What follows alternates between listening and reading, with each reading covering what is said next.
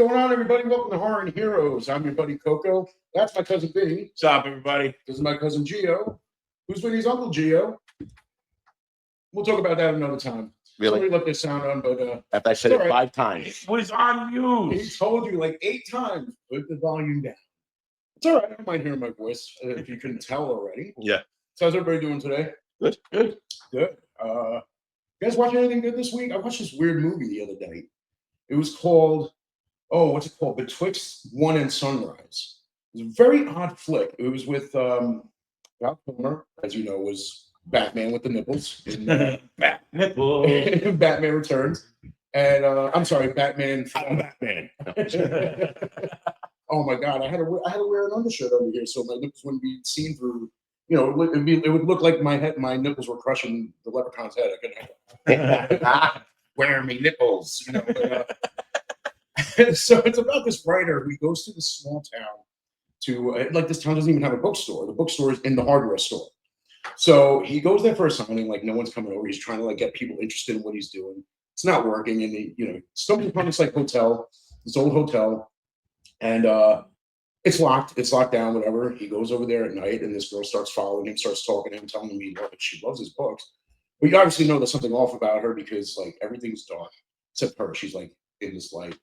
So he goes to the hotel. It's open. He goes in. He's talking with the people in there. He's having a drink and all this stuff. And he finds out the story about the town. He looks down on the floor. He's like, "Well, what's under there? That's where all the children are buried." So this town, it's like claim to fame, so to speak, was there was a mass murder of children there. So what he does is whenever he goes to sleep, he uncovers more of the story in his dream. And his guide, Edgar Allan Poe. Oh, and oddly enough, the dude who played Edgar Allan Poe, like every picture that you see of Edgar Allan Poe, guy looked just like him. And I hate that I can't remember. Maybe it wasn't. It very well could have been. I mean, it was a dream. I mean, who knows? Technology has advanced so much now. You probably could record some of these dreams at this point. What year was this movie? This was 2022. So Val Kilmer was still good. You know what I mean? I think it said 2022, or maybe it was 2016. I know what's her name's sister was Dakota Fanning's sister. Eli? How was it? Ellie? I think so. I can't remember. I see, like I looked it up. I always look it up because I always forget her first name, but the cute one, the cuter one, the cuter of the two sisters. And so you're talking about her brother? No. So it was just like weird the way the whole thing unfolded. It was an interesting story, but it was just really weird. And it was written and directed by Francis Ford Coppola. Exactly. That's like that was the thing that. And I've never heard of it. Yeah, and it's like it was really interesting because it's like Francis Ford Coppola. You think of The Godfather. It's like he went from that to this, and it's really cool. I mean, like I don't know if I would say that it was really scary or anything. It was interesting. It had horrific aspects. Of course, it's more horrific when you think about children dying, especially mass murder. But the whole thing was like this guy who mass murdered these children was basically trying to save them before they become vampires.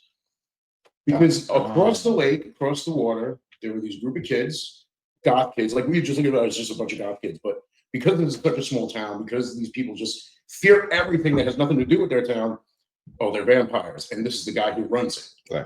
Right. And then it just, again, it was just such a weird movie. It had that like whole artistic look to it, but it wasn't too overdone artistically.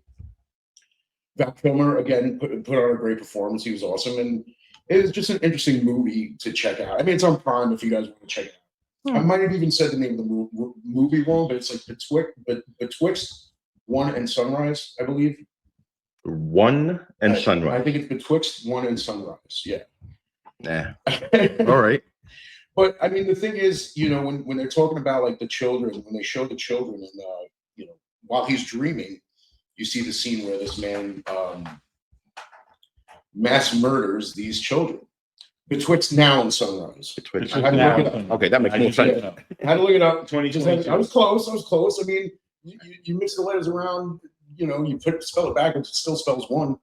Anyway, so as I'm watching it, and this guy, not to spoil it, but I am going to give the spoiler alert. He's slicing these kids' throats. You see the blood pour out. It just looks so fake. It was so because it was so bright red, and I know the point of that was because it was the dream. The whole dream was dark, and it was almost black and white, but it was more like blue and white, you know, because of the color of the scene, the out like the shine of the moon, so to speak. So, Kind of like how Sin City was a black and white movie where it had the deep reds and yellows. in all honesty, Yeah. that's exactly what I was going to compare it to. that type of film. But Sin City did it right. Yeah, Well, they yeah. did, but they did a good job with it too. Yeah. It's just the blood was very bright, and obviously the whole point of that was to show the blood coming out of these kids' necks, Right. to make it more prominent in the scene. As I'm watching it, I'm thinking to myself, I can't tell for sure if that was done with CGI or if they actually used fake blood and just brightened it for the scene. Because I'll tell you, whenever it comes to blood, especially like blood spatter in a movie, if it's done with CGI, I think it looks terrible. Yeah. It is one of the worst things to see. Bring back blood squibs. Bring back the blood squibs, because I remember when The Walking Dead first came out. From the very first episode, they were using CGI for the blood spatter. Because I remember watching it, and it's like in my head, I didn't think CGI would be used for blood spatter. It was never something that would occur to me until I started watching it. I'm looking at it, I'm like, what is up with that blood? But then you see it like pouring out of the eye, you see it popping back out of the back of the head. And it just looked so bad. It just looks so fake. And that bothers me. Yeah. It shouldn't. I mean, it's No, violent. It's violent. It's gross. It's bad. You don't want to see somebody's blood spatter all over the wall. But if you're gonna do it in a movie, make it look real. When it looks fake, it takes you out of the movie. It does. It does. Listen, bad CGI is like bad acting. It will take you out of the movie. You know, and when you look at somebody, and we talked about this a couple of weeks ago, but when you look at an actor, you're looking at a good movie, you're like, fuck, this guy sucks. Yeah. And that's what you're thinking about now. Right. You know what I mean? So it does. What you call it? When we're talking about, I'm sorry, I know you're going to develop into this more, but just when you're talking about Love Eyes or whatever, Hard Eyes, the scene where the steps, Uh-huh. that kind of killed it, because like you remember when he's in the parking lot killing other people, Oh, yeah. and it was so So loud. loud. It was like you just ruined that whole scene. Right. And for that, if they wanted to make his steps loud, all they had to do was have a quick shot of somebody dropping popcorn on the floor, and then it's like, okay, now he's stepping on the popcorn. Like you show him stepping on the popcorn. It explains why his footsteps are louder than people than the kid screaming in the next car, or the girl moaning in the back seat. Like, well, she was screaming too a little bit. Well, I mean, but then again, that also goes with the overacting. Yeah. But I think back a lot to the time. I mean, we came from the golden era of horror, the 80s. Yeah.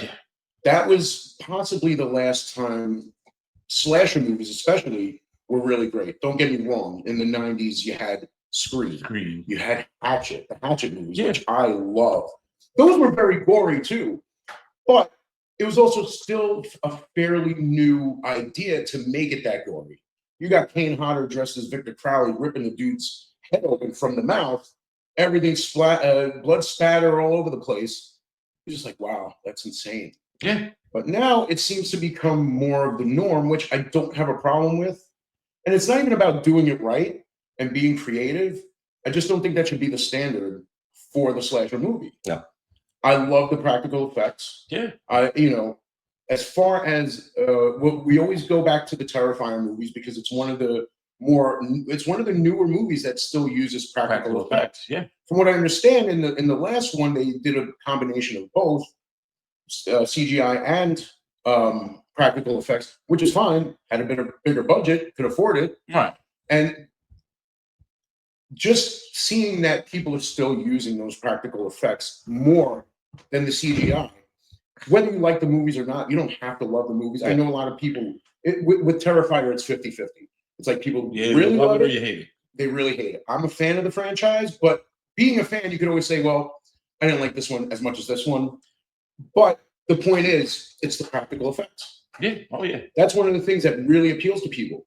But what doesn't appeal to people are the people like me from the 80s who look at it, it's like, dude, come on. Right. How are you going to look at that and compare it to Friday the 13th, Halloween, Nightmare on Elm Street? You can, but I understand their argument.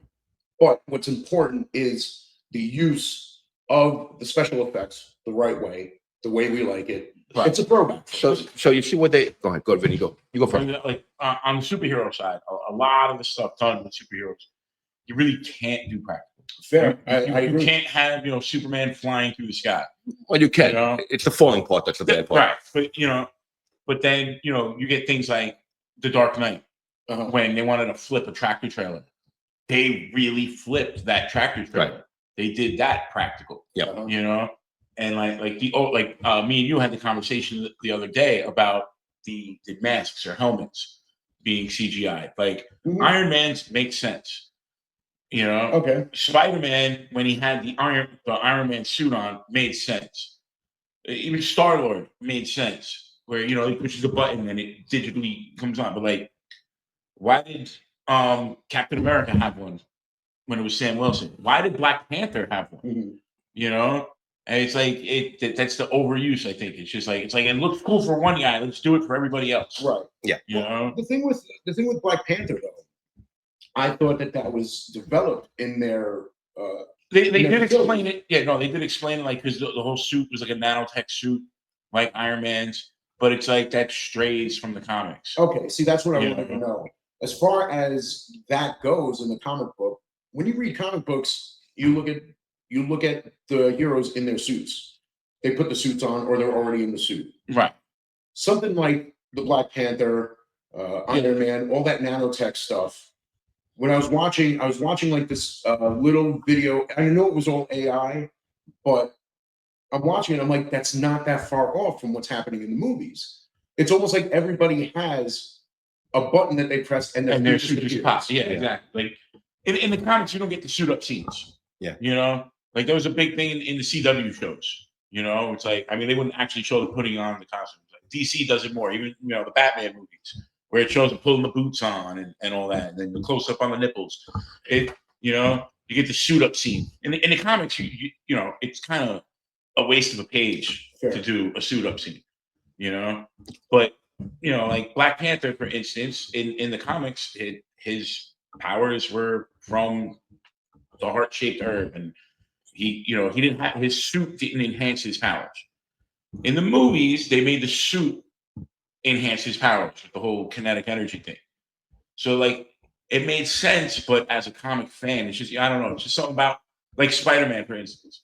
Him the thing digitally coming off, but it's just as a comic reader, it's just something about Spider-Man grabbing his mask and pulling it off his face.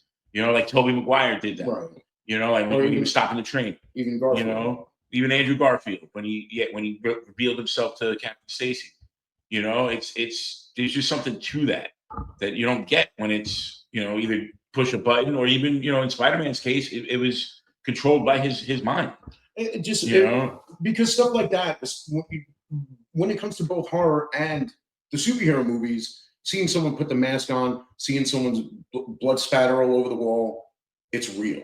Right. Because if I were a superhero and I had a costume that I had to wear, I don't have a button. Exactly. I'm not going to have a button. No one's going to give me a button. Exactly. I'm going to have to put that on. I'm either going to have to wear it in my clothes or run home and change. Yeah, right. You're going to be stinky. Considering what my power would be, it wouldn't make a difference. No one would even know I was gone. Yeah. Vinny's laughing because he knows. Like, right. I know we're not really going. That's another episode. It's another episode, but just so the people at home understand, it's time manipulation. Not so much going back into the past, going forward. It's just stopping time. And the reason I came to that, I don't know if you remember, we were talking a couple of weeks ago about Twilight Zone. I mentioned that stopwatch one. That's what made it. That and even the one in the 80s always made me wish that I could just stop time. And that's what it'd be. I could just stop right here. I could just carry it in my backpack and get naked in front of anybody. They're not going to know. Hopefully. Because cameras would stop too, just letting you know. Okay. I'm about to say. That's part of stopping time. That would be a problem. But no one's going to be in the back of CBS watching like, yo, what this fat thing does. You know what I mean? Why'd you sneaking out pickles? No. So here's the thing that I. Why is it green? Well, because your girlfriend's lips is green. No. Yeah. See what's that? Went on a little tangent. Yeah. So the CGI. Here's the thing. With CGI and special effects, what happens is this: with the filmmakers, they tend to horror, and we'll talk about horror. Horror filmmakers tend to forget that a good horror movie is great. A bad horror movie is still good. And that's why, right, and you do not need to fuck it up, because you could only fuck it up with CGI. You can't improve it.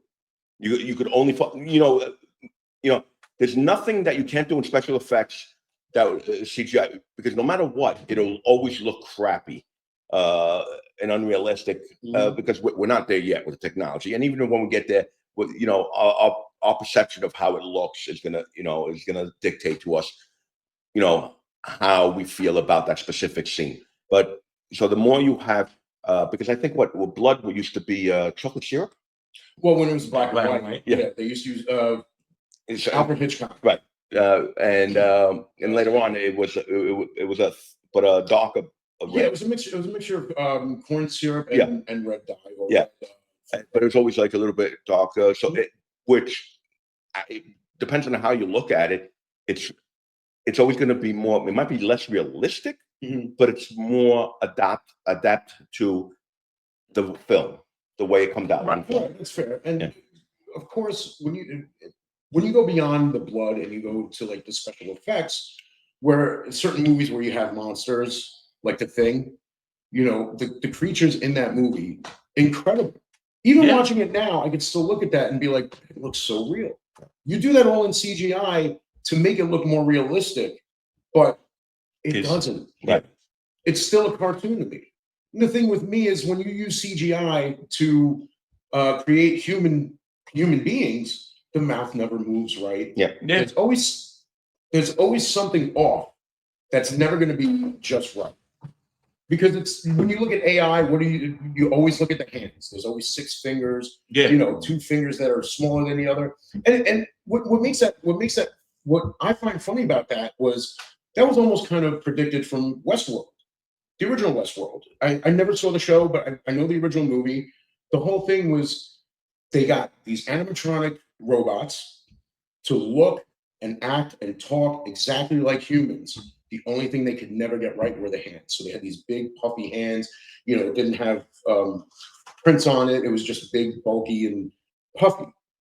So it's like with AI, it's the same thing. But when you use computer-generated imagery, it's the mouth. Yeah. The mouth never properly syncs up. It's gotten better, but you could still tell.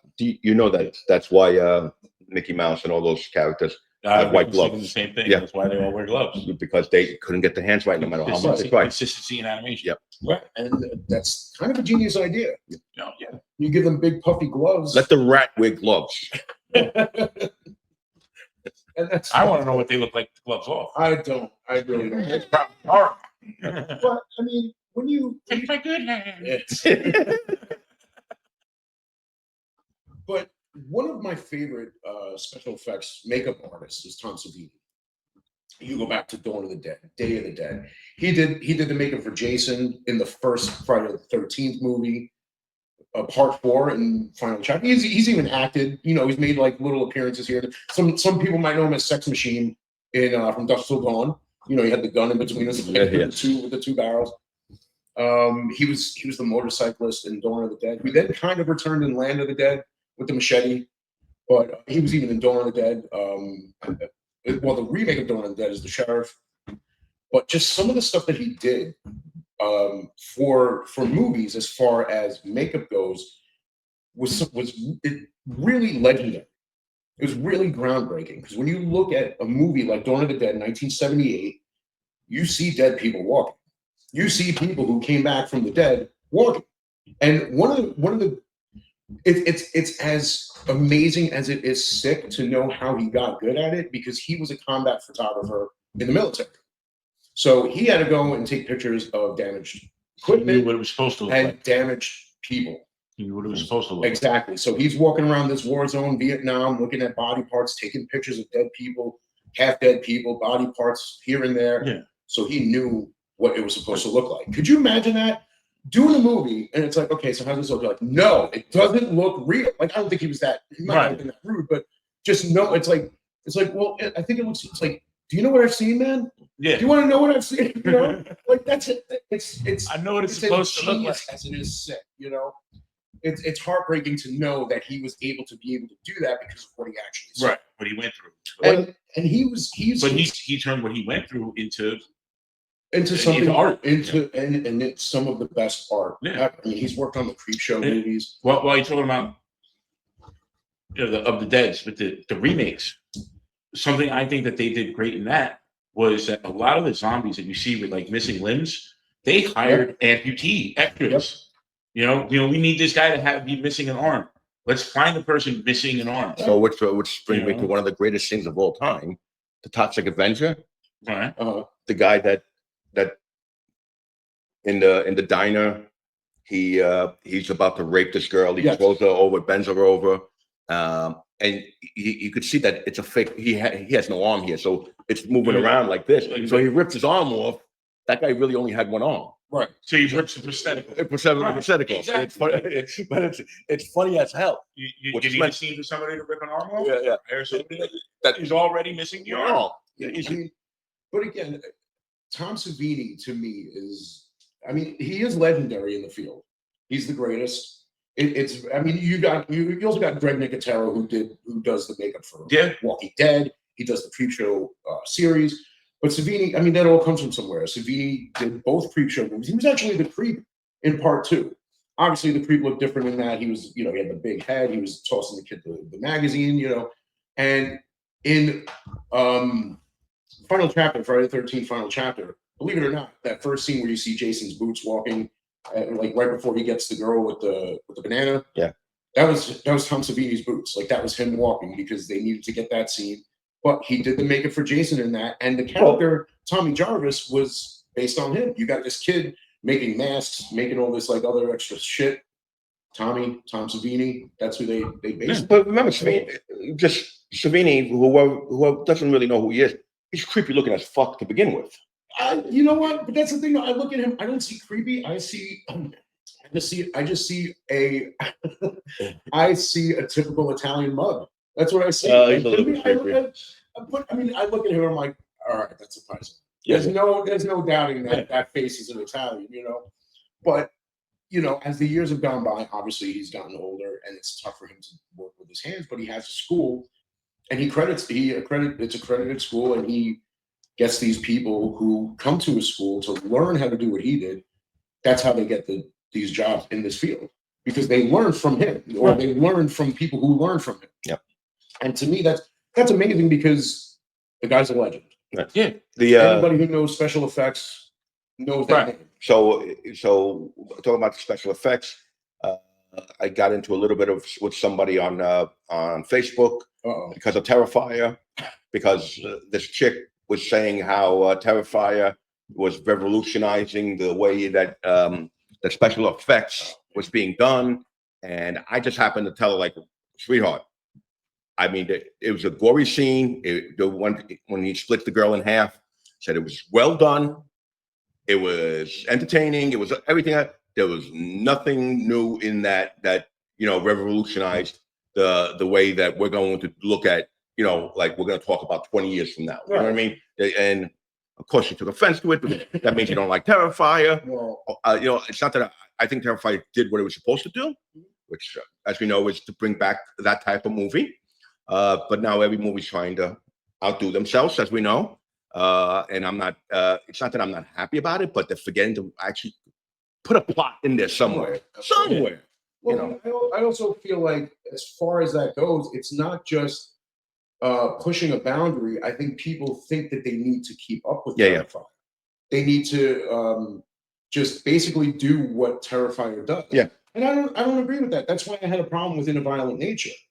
Because while they did use practical effects, there's one scene where, everybody's like, well, what about the pretzel kill? Where he takes the girl, like flips her back, like sticks her head up her ass, like right on, like the girl's doing yoga.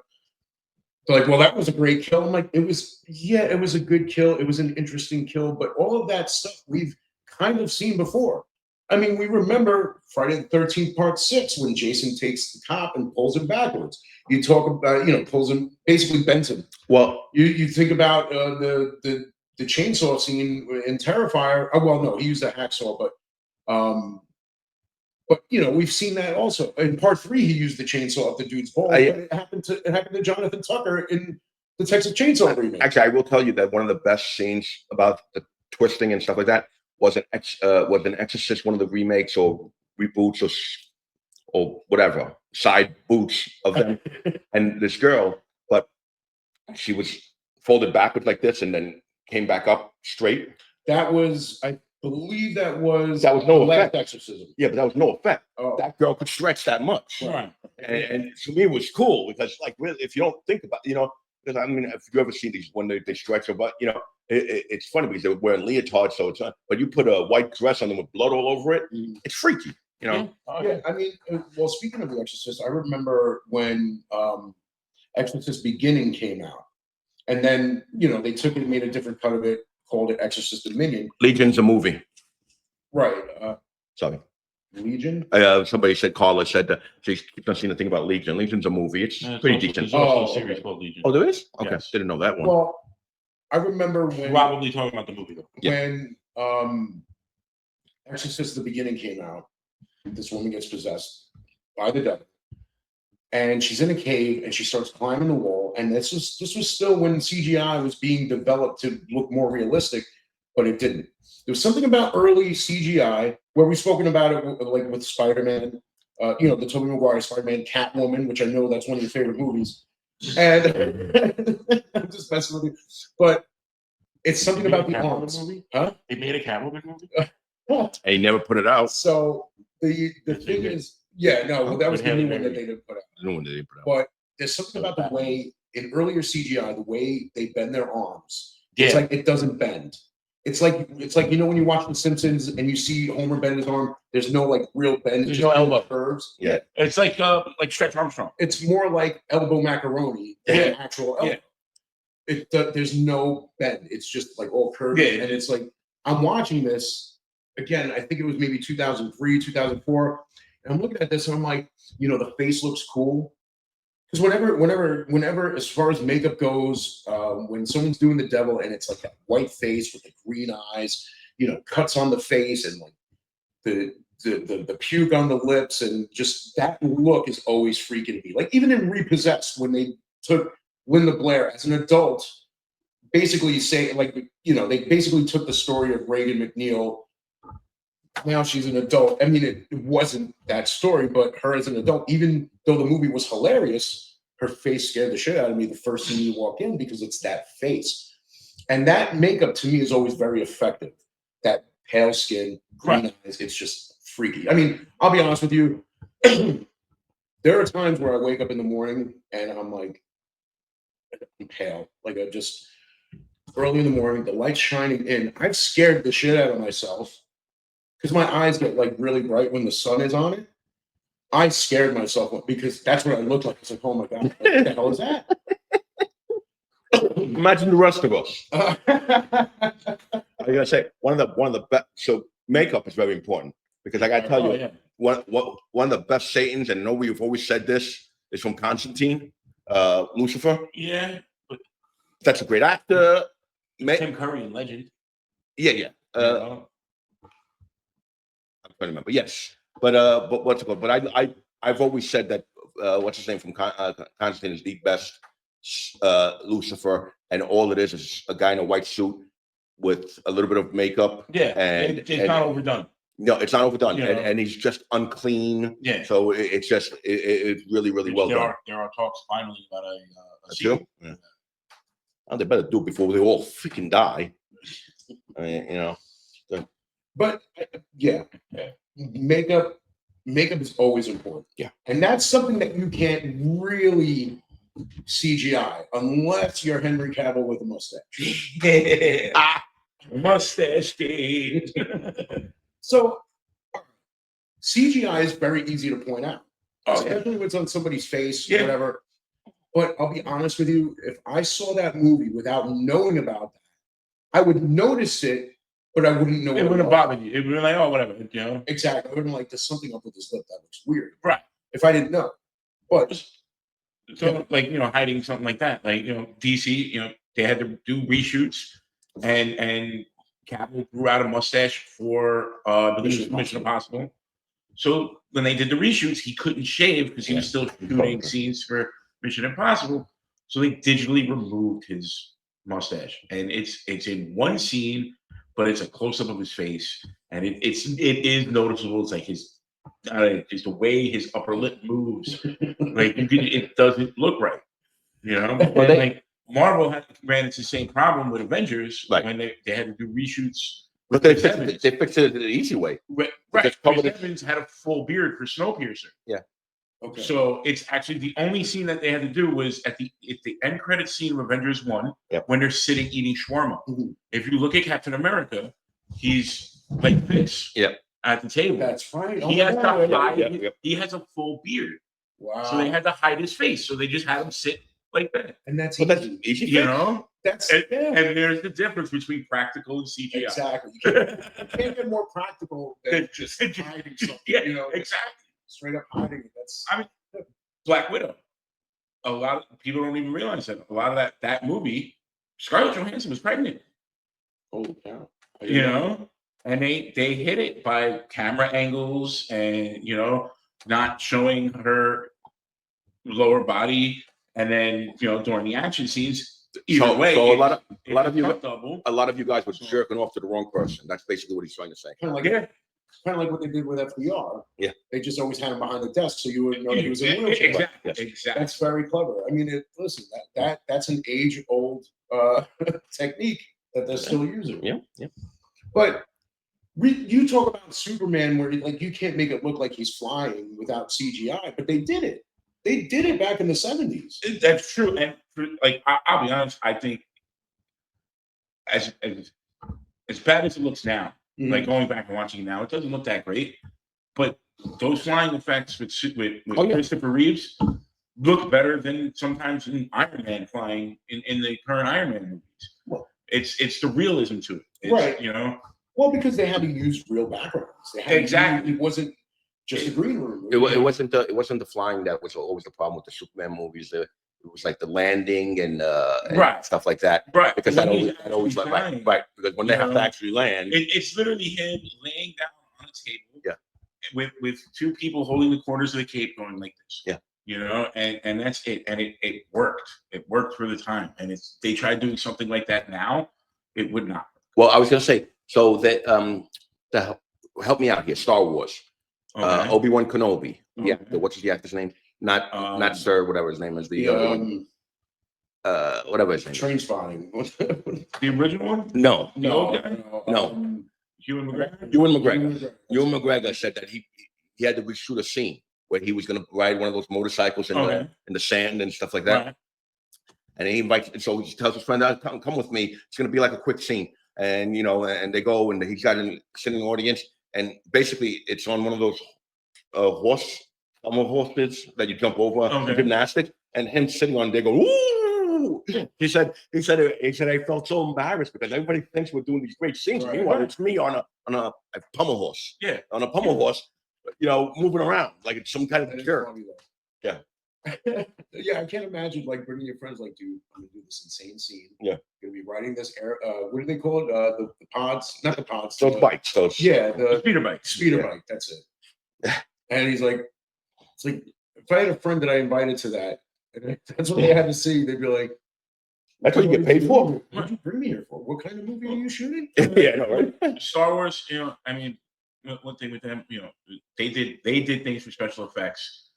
The original trilogy did things for special effects. Oh my God! It changed the industry. Well, that's what my talk. If you notice something throughout all the Star Wars movies, they never invented the wheel. Not one vehicle in Star Wars lore has wheels. Not even like for landing. Yeah. It's everything is because I guess it was supposed to be that we were supposed to be advanced. So far, we advanced behind that. Yeah. Well, and my theory is in that Star Wars universe, it just never got invented. Well, I mean, if you think about it, it is in a galaxy Far, a far long away. time ago. In a In galaxy, far, far so away. it very well could be before the wheel was even invented. That's true too. You can't really ride the wheel on most of those sand planets anyway. So You know, yeah. I mean, Star Wars really, but see, that's the thing too. As great as those movies are, when they came out, all practical effects. They had no choice. It had to be Right. done practical. I think. Could you imagine? I think the lightsabers and the laser beams were the only things that weren't practical. Right. But what did they do in the 90s? Many. They took those exact movies and added CGI Yeah. to enhance it. Yeah. Some of it was all right, but most of it was overdone.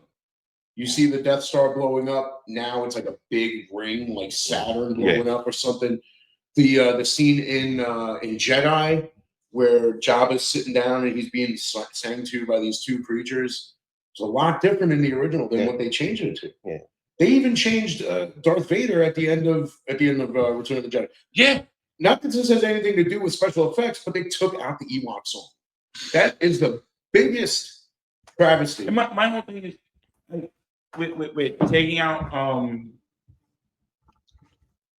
when it was Vader, the Ghost Vader, right at the end, and then changing it with Hayden Christensen. Made no sense. Right. Because Well, that's what I was talking about. you know, It's just it's like he was never Vader. Like Right. now that he's one with the Force, he was never Vader. Yeah. Like, come on. You know. Yeah. And then, that see, I was able to find on eBay some years ago the unspecialized version of Star Wars. It's Star Wars on Blu-ray with none of that extra stuff. You don't have that. It doesn't exist. I told you I got it on eBay. Oh, Right? oh, okay.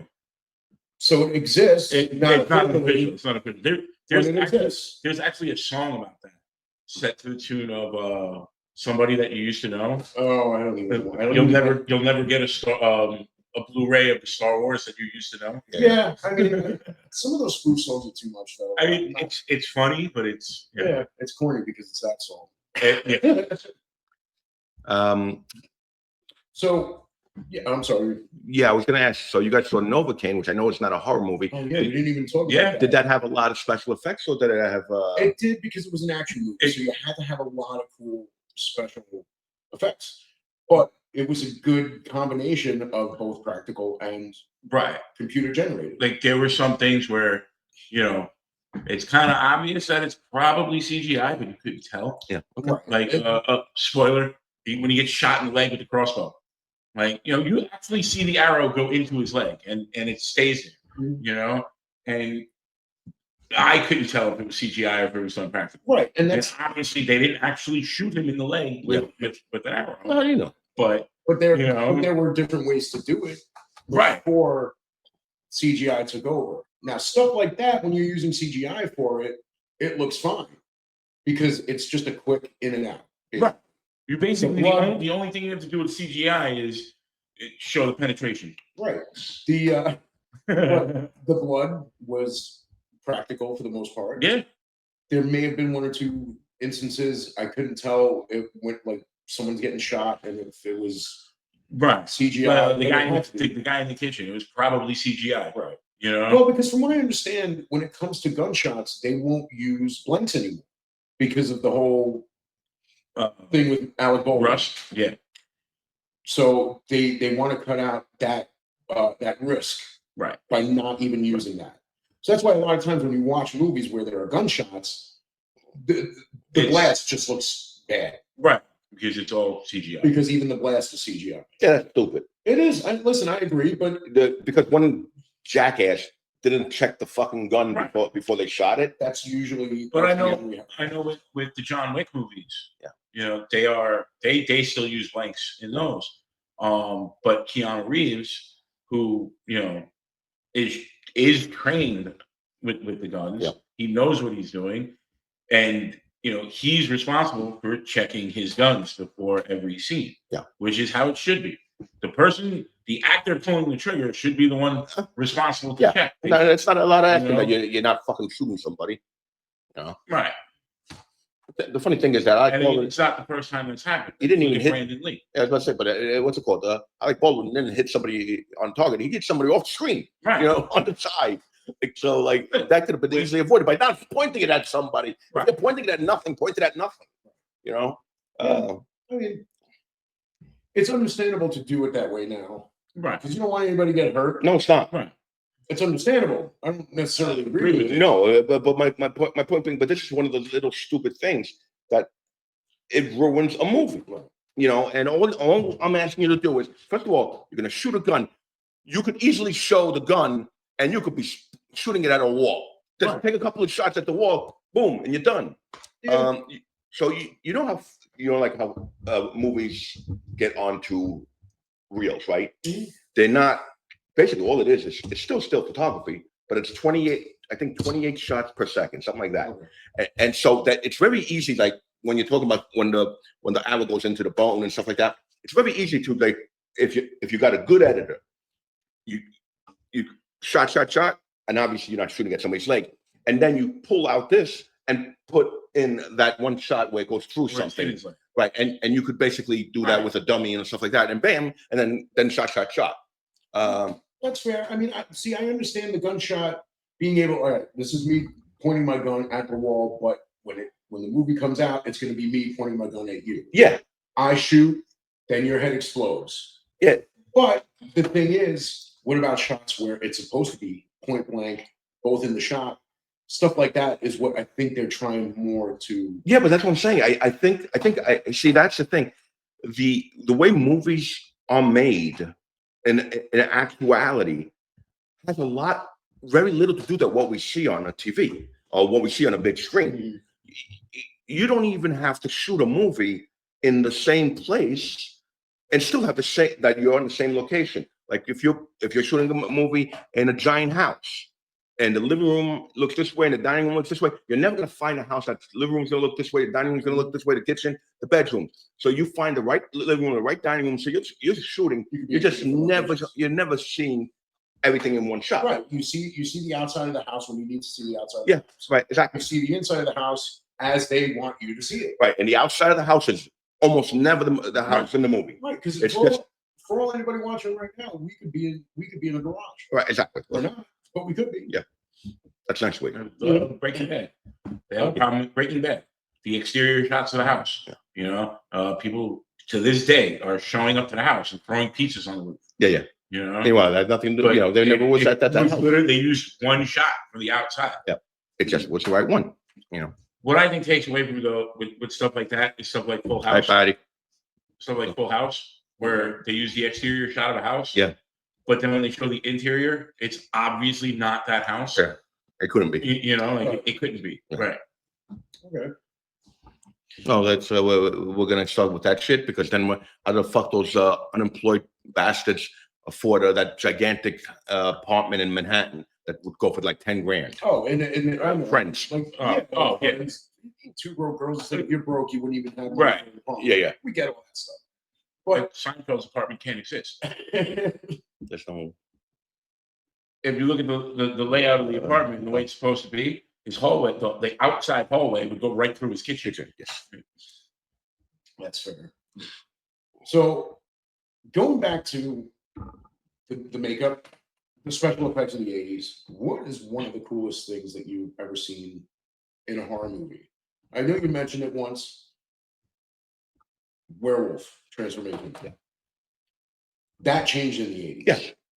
You saw one of the in two of the biggest werewolf movies. You got to see werewolf transformation from a man to werewolf. You had another werewolf in London. Well, that was in the 70s, but you also had the Howling. Yeah. You know, you even got to see it in Monster Squad.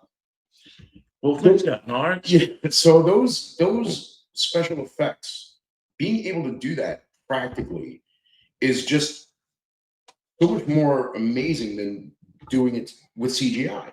How the hell can you do that with just stuff?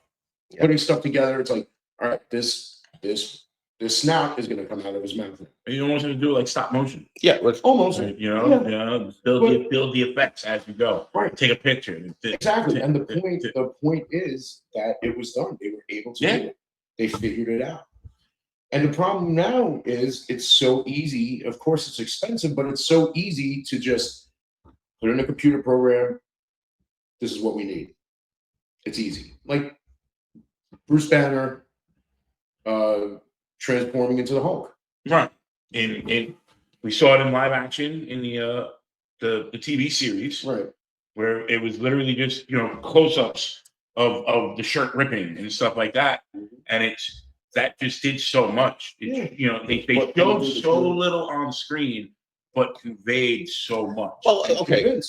Right, and then now it's all CGI. But So to me, You get the eyes going green, and then it's also because if you look at it's a lot of it's human stupidity, just the way we are. But because the Hulk, right, turns into this big, muscly guy, right. Big legs, big feet, bigger She-Hulk, nice tits, firm ass, nice long legs. She still has a six-pack, and She goes from 4'2" to 6'7", and she's that's about it. And she's attractive, right? Yeah. Right. Like you'd expect them to be like monster hands, like man hands, like from Seinfeld.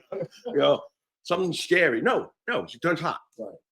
She gets hotter. Well, that's the thing too. It's like you almost don't even need CGI for She-Hulk. No. Right. You could Well, just there you go. Perfect example. Her show wasn't horrible, not that great, but overused CGI. Yeah. They could have probably just painted her green and just shot different angles where she looked bigger. Yeah. But there's also a lot of times when you could just do that. That's what I like. So many different. Like when you're taking a dick pic, you do the angles, boom. Exactly.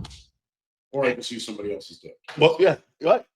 Yeah, no, that's like that would be practical effects. Stuntman. What was that movie from Matt Parker and Trey Songz? Basketball, baseball. No, Orgasmo. Orgasmo. Stuck. Yeah. Can I say that on here? That's really Don't worry about it. I mean, So it's always special that there was a show on Sci-Fi Channel. Okay. It ran for, I want to say 12, 13 seasons. It was called Face Off. Okay. It was a competition show. Yeah. But where they were doing makeup. Yep. I watched that show weekly. I was hooked. Now they're all out of business. No, go ahead. Huh? Now they're all out of business. But go ahead. I mean, no, but it was really cool to watch. Like they're, like they have to make these creatures and these different things. And one of the judges was V. Neal, who I believe worked on Nightmare on Elm Street.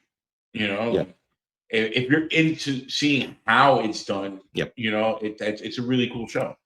I know we talked about this, but I'm going to reiterate it. I sent you guys the clip from the 1930s where it's a woman, and the detective realizes you're the witch, and the camera's on her, and all they do is change the light bulb on the light in the camera. They turn one different light on, and she has makeup on where all she has to do is take off her hat, and they don't change picture. It's just that the makeup with the light makes her very dark and makes her look like a witch, and this guy just realized if I just change the light bulb, put a makeup that you can't see with the yellow, but you could see it on the orange, boom, right. I made a special effect. Mm-hmm. Stuff that they were able to do when they just put their head to it. Yeah, it's kind of like 3D. It's like you have two different images on the screen at the same time, but one lens blocks out a certain amount of light. Yeah. This one blocks out the other light, and when you put them together, it makes one picture come out of the screen. Just beautifully done. Yeah, and that was what, the 30s. You said that was the 30s. That freaked out people like crazy. That would freak me out. I mean, it freaked me out just from the scene you sent me. Yeah. But it's like you said when you said it was beautiful. Obviously, the woman wasn't beautiful, but just that effect. How it looked so easily done. It didn't really take anything spectacular because they didn't have computers back then the way we have them now. We don't, we have basically computers in our pockets. You can go out and get a computer and figure out a program to change somebody's face on screen, but that's how they do it now. So it's funny because one of the things is, you can see I have a stack of books over there about movie making and stuff like that. Most of it one of the things that I'm learning is editing is the most important part. Mm-hmm. Oh, yeah. By far. Because you know, you could write a great script. You could, the director could film an awesome script. If they don't edit it correctly, and you know, sometimes you got to cut out scenes that you don't want to cut out because you spent your whole night making that beautiful scene, but it makes no sense in the movie. Or in where you mentioned, you said that arrow shot was perfect. That's the editor. The editor did that, not the filming guy, because it wasn't a real arrow that went through his leg. If it wasn't a real arrow that went through his leg, then it's the filming guy. But no, it wasn't. So it's the editing guy did a great shot on that. Well, for whether it's CGI or practical, for it to look right on film, it takes a lot of people. Yes. You know. Well, I mean, from the planning to the filming to the editing. It's never just, it's not one guy that makes it look good. Yeah. It's a team. Right. Well, that was one of the things that I always found fascinating about Jurassic Park. Some of the best. Where they find the dinosaurs? Yeah. Just the fact that well, that's the thing, because as far as what we know about dinosaurs and what they look like, watching Jurassic Park, we were seeing real dinosaurs. Yeah. Oh yeah. That's what it looked like. But back then, even at that point in time, it was the mixture of animatronics, practical, and computer generated imagery. Because you have basically you have a robot dinosaur, and to make the movements look more fluid, to make it look more realistic, they added the CGI. I mean, it was available, but it wasn't needed as much, because by the time Part 2 came out, it was all CGI. Right. The dinosaurs were all CGI. Yep. At the first one, they had problems with with the T-Rex. Yep. It was moving on its own. It was scaring the crap out of people. That'll do it. And same thing with Jaws. Yep. Look at Jaws. Bruce the shark was an animatronic shark. Yep. There was no CGI whatsoever in that. Did it even exist back then? Yeah. You know, but that movie is horrifying. You know, and just a clarification. Just a clarification for the when you watch Jurassic Park and you see the Velociraptor, Velociraptors are usually will be this big. That was a Utah raptor. Yeah. They didn't correct themselves. And they've already said that they got the look of the raptors completely wrong. Yeah. Well, raptors had feathers. Yes. Well, yeah, and that's the thing. But as far as they learned that later on. Well, that's exactly why I said what we believe dinosaurs to be. Yeah. You know, that's basically what I mean. I'm sorry, I know. I'm the king of useless facts, but because we show the T-Rex, because to us growing up from the 30s and 40s, when they discovered the T-Rex, Susie, the T-Rex, it was supposed to be the most monstrous one. It wasn't. I think it was an Allosaurus, was like twice the size and would have eaten a T-Rex right in 2 bites.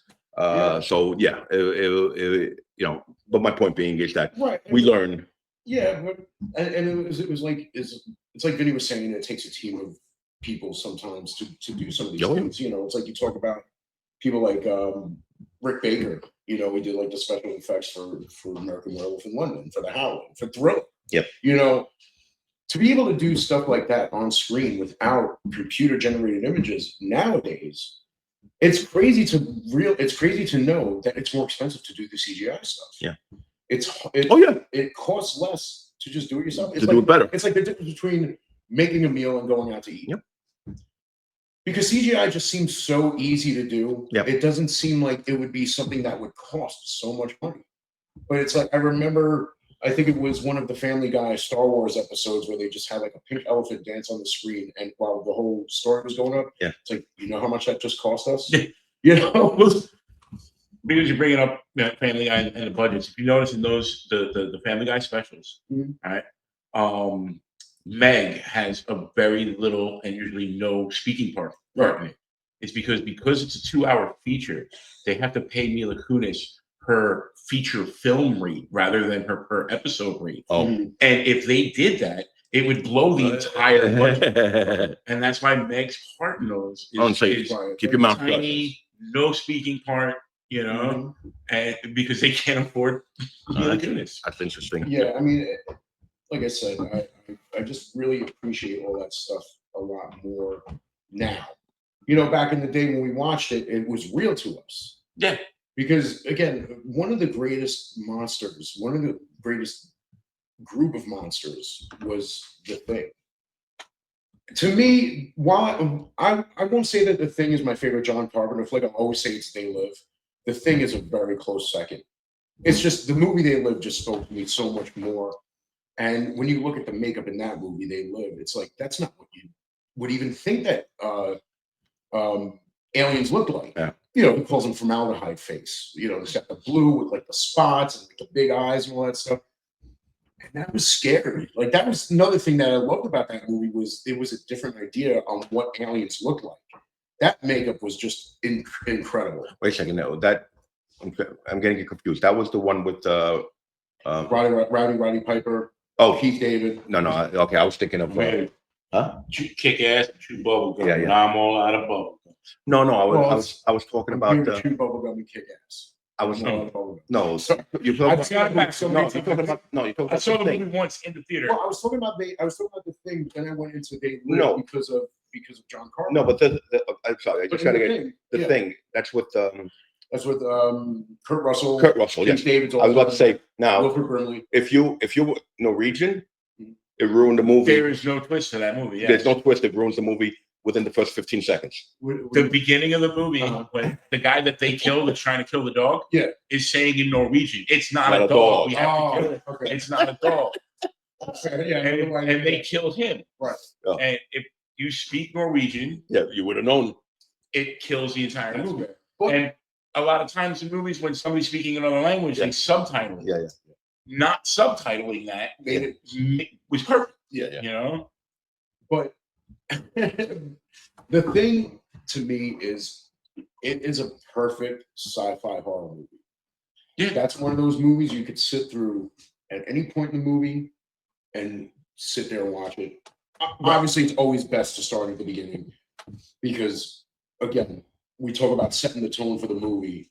That was it. That's not a dog, you know.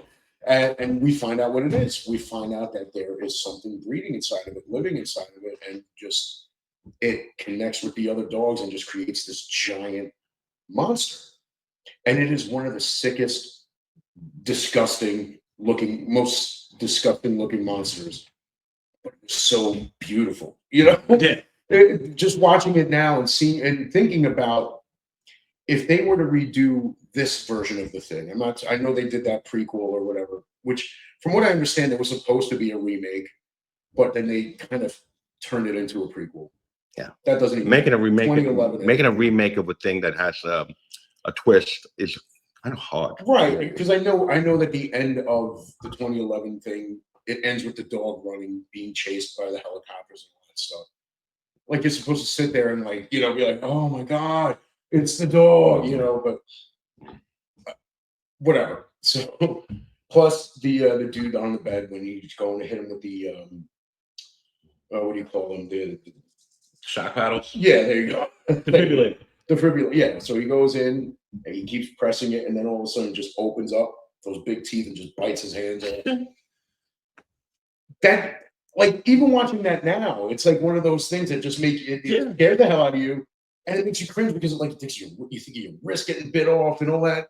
When they had to find out who this alien or this whatever this thing was living inside of, and everybody had to get their sample of blood. When they did it, the way it like shot up, it's like that was all practical. Yeah, They didn't do that with a computer, and it was amazing. So going back to They Live, the faces of the Aliens, yeah. How did they do that? It was like blue with like red boils, kind of. Yeah. No, I know what it looked like, but I'm saying, Oh. what? How did they do that? That I don't know. I mean, I gotta it's look at it's one of my favorite. It's definitely my favorite Carpenter flick. Because it's very because you see a lot of different people, Yeah. but it's very uniform still. Mhm. Like almost like it was a custom made mask that they just made a dozen of them. Mhm. So that's why I'm curious of how they did that, Right. because most likely they got it from somewhere. They put eyes on it and they put to. Oh, so you think that maybe they took they took a different mask, kind of Yeah. like what they do with Michael Myers? Yes, because it would make sense because that looks like something. Much as it's very creative, it looks like it looked too uniform Okay. to be something that they just made for that movie. Because again, we think about it now that I love the movie, and I thought it was a great movie. But when they're making a movie, they're not going to spend $100,000 on making a mess. Turning all these Right. people, turning all these people, like it probably would be quicker. Yeah. To make a mask and Right. have everybody. I mean, I'm sure in certain scenes where it's just somebody sitting there, they're not going to sit there for 8 hours. Yeah, exactly. For like 2 seconds, Yeah. like the bar scene or like the ending scene. Yeah, I'm thinking the woman screaming, "What's the matter, baby?" Captain Marvel, the Captain Marvel movie. Yeah, the Skrulls.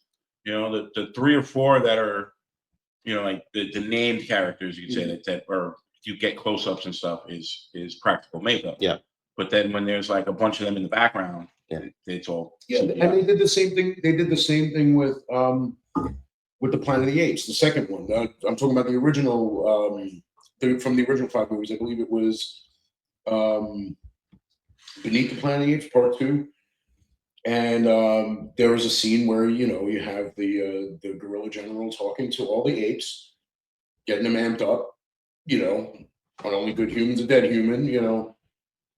All same thing. All the ones that were supposed to be in front of the camera were done with makeup. Every one of the ones that were sitting down was just a mask. Yeah, and you could see it. You could see like that the eye hole was like down here on someone's cheek. They were like the old school Halloween masks. Yeah. That were like the plastic with the tight rubber. I used to have one.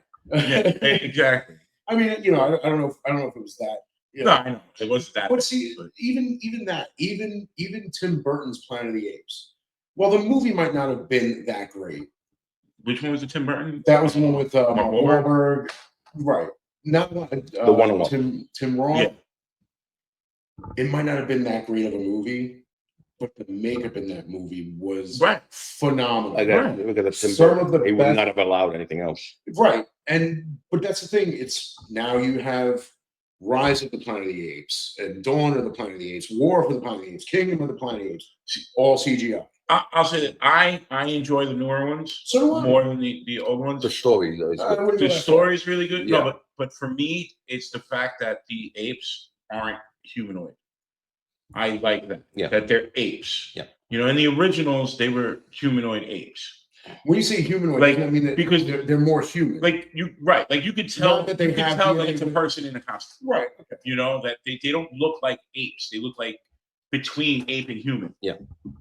And that's fair. But again, that's where we go with the difference between CGI and practical. Right. Back then, that was all they could do. That was actually better than what they originally had planned for it. Originally, they looked even more humanoid. It would basically just be me with hair on my face. Kind of like what that new werewolf movie? Yeah. It really just looks like an old angry man. Yeah. It looks like Scrooge McDuck if he wasn't a duck. That's Scrooge McMahon. Yeah, exactly. Vince brother, or whoever that other one was, the Scottish one, Flint Heart Clown. It's funny that talking about the difference between CGI, practical effects, and we talked about Tim Burton. So bringing that together, the movie Sleepy Hollow. Okay, great movie. I'll tell you a couple of things. One, the scene where Johnny Depp sees the fake headless horseman. You could see that the shoulders are higher than the head because it was done on purpose because that was not a real guy. Because it was supposed to be. It was supposed to be, right. Now, where I'm getting with the makeup was phenomenal in that movie, right? Everybody was awesome. Right. What's his name? Looked awesome as the headless Christopher Walken, which no matter what he does, he's good. Yeah. Even though he's terrible. Really? He's the best terrible actor. Oh, but for those type of movies, yes. If you cast him in the right scene, he's perfect. Wouldn't put him in a love scene. Right. But I'm saying he played a perfect character, and the sharp teeth and all that, loved it. But there's a scene where he throws the pumpkin, and it's CGI, and it's one of the worst shots I've seen in a movie. Right. Because it's like a flame pumping now. It's yeah, because again, it was still basically the early days of CGI. Yeah. And it's like when Vinny and I were talking about Tobey Maguire's Batman. I'm sorry, Spider-Man. Yeah. Tobey Maguire, Batman. No, Spider-Man. You hit it here first. Yeah, when they used CGI for the Spider-Man and that, like I said, it had like the weird, like wobbly arms, no bending in the elbows. Yeah. And you could also see it when he was jumping from one building to the next, where the closer he got to the camera and just started screaming like "woo!" It was so weird to see, basically like a transformation from CGI to his real face, back to CGI, where it was just his face on this like CGI body, so to speak. Well, going back to Jurassic Park. There's a scene in Jurassic Park where the little girl, and it wasn't. I think it was when the car was falling out of the tree, and they got a close up of her face, and it was the stunt girl. Yeah, and it wasn't. They weren't the way the shot went. It it wasn't supposed to get that close up of her face, but they did. Yeah, and it looked good, so they wanted to leave it in, but they couldn't get the CGI to match up to make the girl's face look like the little girl. Right. And it's only for like 2 frames, but they just left the stunt girl face fuck in it. Yep. because I would much rather they do that. They were like, we can't get this to look 100% right. Just leave it as the stunt girl. Well, yeah, they did the same thing. They do that sometimes. It happened in The Exorcist, the scene where she splits out the split pea soup when she vomits on the priest. The prosthetic they had for her face didn't fit around Linda Blair's face, so they had basically her stunt double sit in for the shot. So if you see the shot when she opens her mouth, shoots the pea soup out, it's a different face. It's the same face of Pazuzu. The face that flashes on the screen. Right. Yeah. So I was gonna say one of the best cuts to I forget what movie it was, but when the white chick gets on the motorcycle, and the stuntman is a black guy. Oh yeah. I forget what movie that is, but it's one of White Chicks. It might be white. No, I Chicks. think it was it might have been one of the scary movies or something like that. Yeah, it's just a funny scene. Superhero movie or one of those the spoof movies. Yeah, you'll find it. You're going to put it up on our site. So all right. So you guys like Novocaine? Yeah, I thought Novocaine was good. Novocaine, actually, it was one of those movies where before I told Vinny, I said, listen, I'm thinking of seeing Novocaine this week. He's like, all right, let me know. I'm standing outside with my buddy, and I was like, yeah, I was thinking of seeing Novocaine. He's like, what's that? And I was like, it's got this guy, and he doesn't feel pain. Yeah. So he looks up the trailer, and we watch it together. I'm standing there watching it with him, even though I'd seen it already. I was laughing my ass off, and I'm like, all right. I was like, Vinny, we're going to do this. He's like, all right, just tell me what time, whatever, blah, blah, blah. And we loved it, man. Like, I know that Vinny loved it. I was laughing most of the time from beginning to end. It's like, if there's one laugh that you hear coming out of a theater, it's usually me. Yeah. I even had people come up to me because I just talk to people. Yeah. I just start talking to people, like whether we're at conventions or after a movie. I forgot what movie it was that I saw, but I walked out and I just said to this couple, I was like, what'd you think? They're like, oh, it was really funny. I was like, yeah, wasn't that good movie? They're like, yeah, there was some dude that was just like howling, laughing. It was hilarious. I'm like, yeah, that was me. What I think was True story. That movie is that the theater wasn't too packed. I wouldn't say it was empty, but it was it was a decent amount of people there. But it's like when you get like the really crazy scenes and like both of us laugh because we look at each other and both at the same time they want to I think but when you hear that it's everybody in the theater doing it, it's like that just sounds like I think that's one of those. It's one of those movies that is going to do better and better as weeks go by. Oh yeah, absolutely. Oh, definitely. The way you guys talk about word of mouth of that nobody was expecting that movie to be good. Be as good as it was, and the word of mouth of it, I think it's like because now you want to see it because we told you. My buddies at work want to see it because I mean, it's rare that I'll go to a movie theater more than once. I would go see this movie again in the theater. Yeah, and it's funny because after seeing it, I started seeing those ads where they're like, it was those Novocaine is doing, great or whatever. It's like, what do the people think about Novocaine? And it was one of those commercials, one of those ads where they show people in the theater watching it. Right. And a lot, it was like how we were talking about with Paranormal Activity. Right. How they filmed people in the theater. They go, and it was like when I went to see it in theater and people were doing it, you knew it was an organic. They were just doing it because they were supposed to. But I'm watching this and I'm seeing people do that, while they watch. And we did that. Real. That's a real reaction because we did that. Exactly. We can actually vouch for that because after seeing it, after being those people in the theater doing there was a point where both of us just shouted, like, Yeah. "Oh!" No, it wasn't. It was the whole theater. Right, that's what I'm saying. It It was was just it was that type of movie because it makes you cringe, it makes you laugh. Yeah. It just some of it scares the hell out of you. Some And the twist was awesome. yeah, Which and did not see coming. We're not talking I- about that. I'm not going to say what Wait, it wait, was. wait a couple of weeks. I I'm gonna say what it wasn't was. even going to say that there was. There's always a I'll twist. even tell you, there's no twist in this movie. It's just straight up. It's just Vinny with drinks. No. Enjoy it. Yes. Seriously, because I like Jack Quaid. Yeah. I think he's a good actor. You know, obviously he's one of the newer actors. He's up. I mean, I think at this point he's not up and coming. I think he's there. Oh yeah. You know, he was great in The Boys. I like him in The Boys. I liked him in. Even though I didn't like Scream 5, just the fact that he was in it, I liked it. I liked him. Right. He was also in that movie. My buddy Neil talks about it all the time. Companion, which I haven't seen yet. Okay. Seen the trailer for it 8,000 times. I think I'm gonna I have no idea what it's like. All my buddy will tell me is like, it's a really good movie. You gotta check it out. Just whenever you get a chance, watch this movie. It's really good. Okay. So it's like, I don't know if I want to rent it. I don't know if I want to buy it yet. You know, I do want to see it.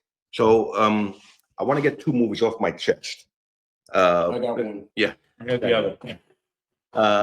So I saw The Innkeepers again. So I watched this years ago. For some reason, we were scrolling through, and Tiffany says, "Oh, let's watch this." I said, "I think I saw it. I think it sucked."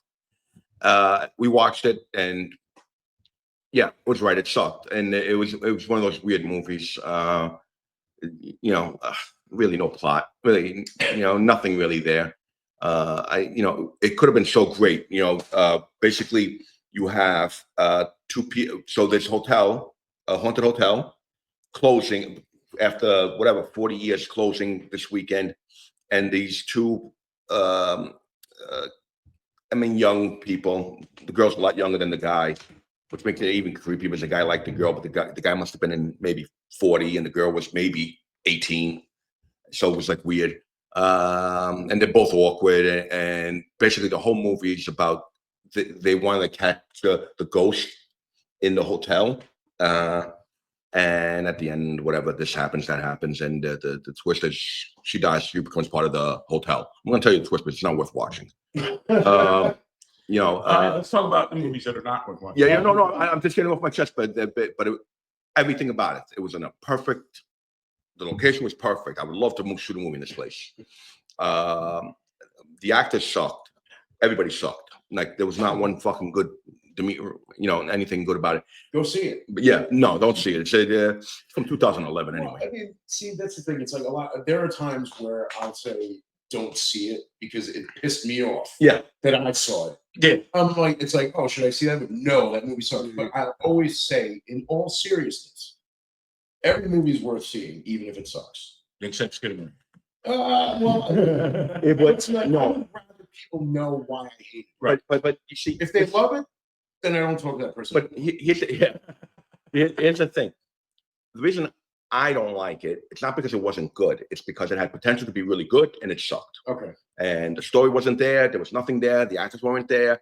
It was made on $100,000 budget or whatever it was. I just thought you could have done a lot better. Now the other one, what was it? The hell did I tell you guys? Is that Blackwell Haunting? Yeah. Oh my God. Blackwell Haunting or Black House Haunting? The Blackwell Haunting. Okay. It's basically this guy, and you guys can Google this. It's a guy that basically says that he's a filmmaker that does zombie movies, but he wants to do a documentary on the existence of ghosts. So he's looking for clips, and he's basically looking for people to send him clips. Somebody sends him a clip. He winds up going to stay there, and he puts cameras around, and there's fake fire, and stuff happens, and boo, And I'm like looking at it, and it's like, this is sucks because you don't see anything, nothing happens. Mm-hmm. He tells us, oh my God, I just saw a ghost. Oh my God, I just saw this. Oh my God, but you don't see anything. It was done on zero budget, like literally him and the camera. That's it, and his wife, which I don't know if it's his real wife or whatever. On a zero budget, I figured it has to be his real wife. But then the part that bothers me the most is that you see at the end that he's portraying it as a documentary, but it's not. It's a film about making a fake documentary, but it doesn't claim that. Now, when you go into IMDb, it has to tell you that because they can't claim to be a documentary if it's not a documentary. So it just was one of those things that, and see, it's an hour long. Mhm. and there's like 7 of them, and I'm obviously not going to watch the other 6. Is I figured it's just him walking around this house over and over again. Like the house. He's from Lexington, Kentucky. The house is in Pennsylvania, so he goes to the house in Pennsylvania. Winds up the house is actually in Lexington, Kentucky. Everything was shot in Lexington, Kentucky. So it was absolutely complete waste of time. I don't like these types of movies anyway. I don't like found footage. Stuff. Because usually it's 90% of nothing. I like it. But it's 90% of nothing usually. I mean, somebody gets killed. Did you see Chronicle? It's a found footage superhero movie. Yeah, you told me about it. Yes. You mentioned that I mentioned it before. one last week. See, like even though it was found footage, you had to use CGI for that. Oh yeah, to make them look like they're flying in Right. the sky and all that stuff. Well, I mean, that was less found footage. It's actually, like one of the characters is actually, like he's a little bit nerdy. He carries a camera around all the time. Right. So it's kind of from the perspective of one of the characters. This is how much I have a problem with it. I heard Cloverfield is actually a decent movie. Cloverfield But it's a found footage movie. The original one, yeah, the first Right. one. But I can't watch it just because it's a found footage movie. I get that. It's basically a Godzilla movie, but through the perspective of a group of survivors. And what did they use? And you hardly see the you see the monster maybe in full view, one scene. Yeah. I think that makes it great, though. Yeah. Well, it's like what's it called? M. Night Shyamalan. When the extraterrestrial walks past people in Brazil. In Signs, yes, that's a great scene. Right, it's a decent movie, an okay movie, but that one scene was phenomenal. Because I jumped. I remember jumping, and everybody that said they didn't jump, I don't believe them. Oh, you're talking about the scene where it's a walking past the hallway or whatever. Yeah. I mean, there are certain found footage movies that I can watch. There was one on Shudder. I don't know why I can't remember the name of it right now, and it sucks. I probably shouldn't have even mentioned it, but it was good. I mean, what it is? It's this girl. She wants to do a documentary. Basically, it's a documentary on a slasher. Right. Like a guy who's supposed to basically be a real live living slasher. And he talks about, it's basically, so she's doing this documentary on him, and it's basically him talking about what he does as a slasher villain, right. But in real life. He's supposed to be doing this in real life.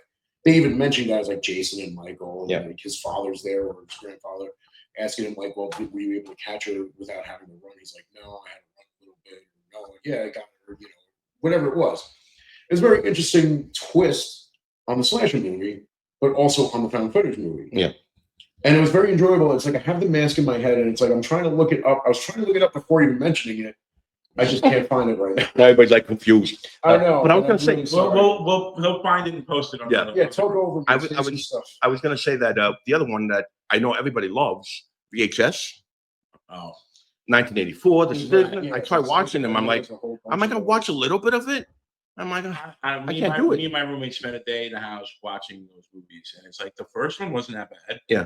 And the second one was a little worse. No. And the third one was a little worse. And by the time we got to the fourth one, I'm like, I can't do this. If I could find a real found footage, I would love that.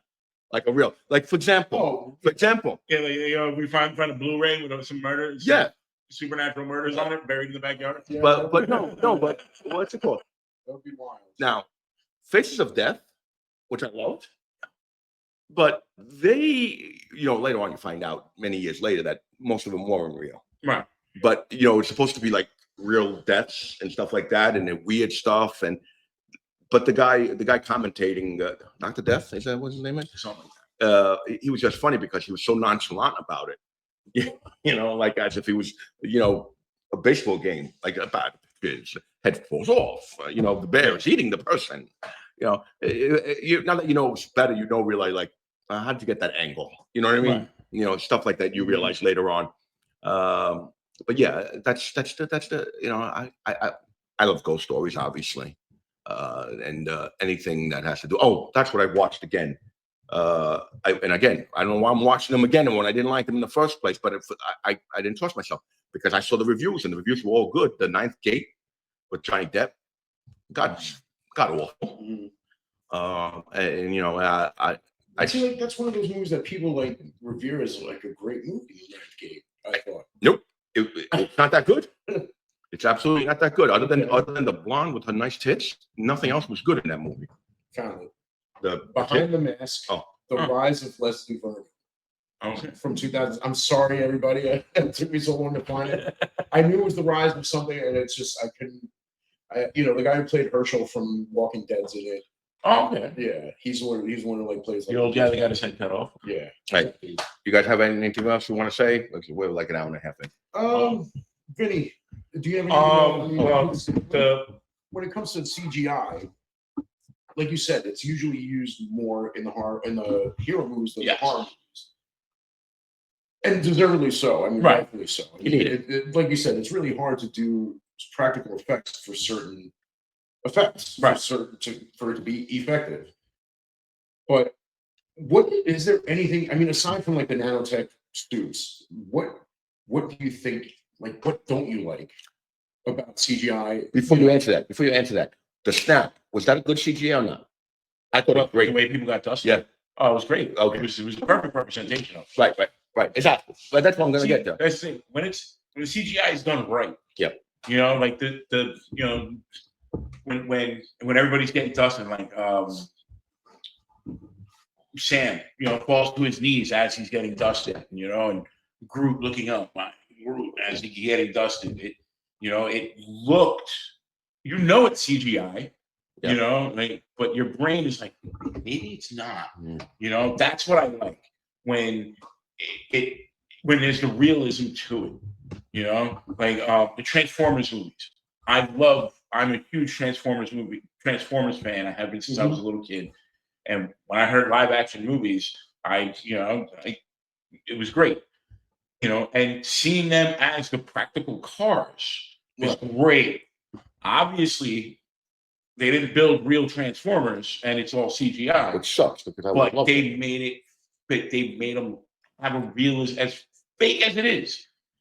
It kept me in that world because it looked like they could be real. I always imagined that if there's a passenger and they did the and transformed into thing, that the guy would get crushed inside. Well, they've been, Robot Chicken. That's happened. Yeah. But then you have in the movie when Bumblebee transforms with Sam in it, he's sitting in the seat screaming the whole time. Yeah. You know, but yeah, that's my thing. I remember. I don't mind CGI. Right. But when it's done right, and then there's some things that sometimes maybe where they don't need it and they use it, and it's like. So give us an example. Like, what is a way? I mean, other than like Transformers, a way that it's done right, and what do you think was done wrong? Let's take Andrew Garfield's Spider-Man movies, for instance. Okay. He looked, for lack of a better word, amazing, swinging through the city. It looked like there was a dude in a red and blue suit swinging through the city. Okay, so now you're saying that real, and that looked right, and it looked right. It was done. What about the Sandman? But then you go back to Tobey Maguire's Spider-Man, and there's that one scene where it was practical, and it was MJ holding on to him from Spider-Man's back, and he's not moving at all as he's swinging because it was a mannequin. So it's just an example of how you can make CGI effects look great and practical effects look bad. But it could go either way. So as far as like the superhero movies go, what would you consider bad CGI? Superman's mustache. Okay, that's fair. But anything. But even take Man of Steel for instance. There's like they made the movie too dark, and it doesn't. I mean, that's really not special effects; it's the lighting. Well, it's an it is an effect. But it's like didn't feel like Superman because of the dark tone of it. Yeah. But that was a Nolan movie, wasn't it?